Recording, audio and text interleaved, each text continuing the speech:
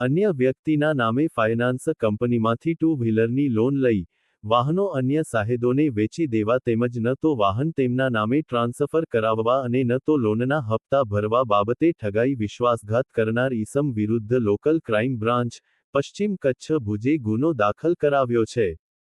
તારીખ 5 ડિસેમ્બર 2025ના રોજ local crime branch પશ્ચિમ કચ્છ ભુજના in charge police inspector Shri HR.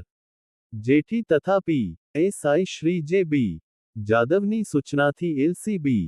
સ્ટાફે માંડવી તાલુકામાં નાઇટ પેટ્રોલિંગ દરમિયાન શંકાસ્પદ હાલતમાં હુસેન ઉર્ફે હુસેની સલીમ શેખજાદા 27 રહે નવાવાસ દુર્ગાપુર તાલુકો માંડવીને ઝડપી લીધો હતો.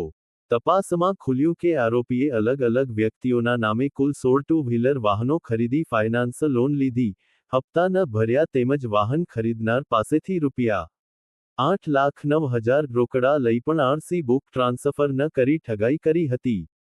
આ મામલે માંડવી પોલીસ સ્ટેશન ખાતે ગુનો નોંધાવી આરોપીને હસ્તગત સોંપવામાં આવ્યો છે. Report Razak Mokha, Ahmedabad દસ્તક 24 news.